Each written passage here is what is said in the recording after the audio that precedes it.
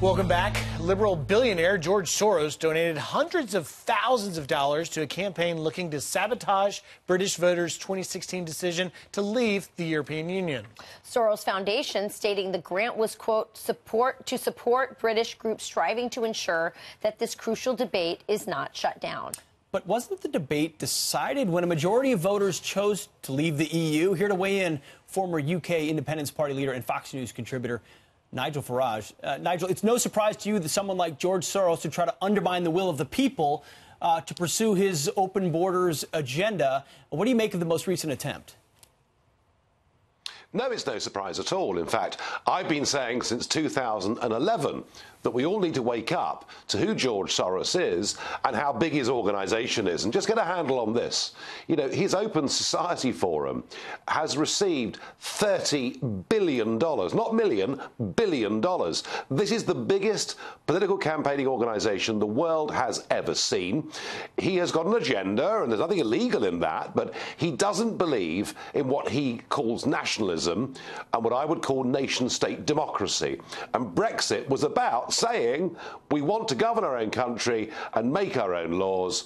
And this man, OK, so far we've discovered about $1 million that he spent on various organisations that want to overturn the Brexit result. I suspect that's the tip of the iceberg. If you really examine the money this man is spending across the whole of Europe, in America, to push his agenda, which is to get rid of the nation state and to encourage mass migration. And I'm just saying to people, you know, in an era when much of the media is obsessing about Russian collusion, well, if ever there was an investigation needed, it's into just what exactly has Open Society done over the course of the last few years. So, Nigel, for those viewers of ours who don't really know who George Soros is, he's kind of a mysterious, shadowy figure. Briefly, just tell us, who is he?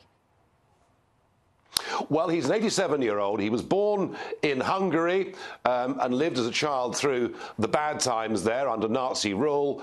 He came to the West, initially to London, then to New York. He's been in New York for the best part of 50 years. I mean, to be fair to him, he is one of the most successful stock market investors history has ever seen. You know, he's made tens of billions getting call after call right. So he's clearly a very clever man with a big political agenda. And there's nothing wrong or illegal in that. But as I say, normally, you know, wealthy people might put a few $1 million into what they believe in, whether it's the Democrats or whether it's the Republicans or whatever it may be. But in this case, we're talking about $30 billion. And it is literally the biggest and most powerful campaigning organisation that's ever been seen across the West, and we need to start talking about it. Nigel, let me ask you about another topic, and that is Woodward and Bernstein, the journalists behind Watergate, now saying that Trump's actions similarly eerie to Nixon's. We're going to put on the wall here this quote from Carl Bernstein and Bob Woodward in a CNN and Washington Post thing. President Trump insists it's all a witch hunt and an unfair examination of his family's personal finances. No wonder many people are making comparisons to the Saturday Night Massacre of 1973. Nixon didn't know it at the time, but the Saturday Night Massacre would become a pivot point in his presidency, crucial to the charge that he'd obstructed justice. What do you make of it? Well, what I make of it is this investigation has been going on now for a very long time.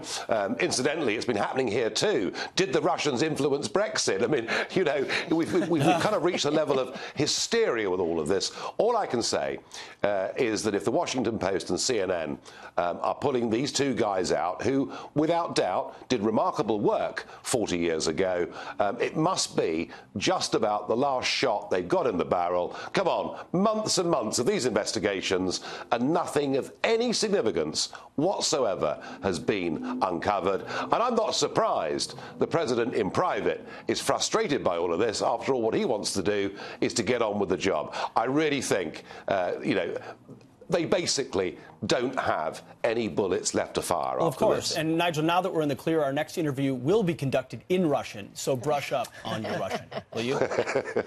Thank you, sir. Thank you. Good to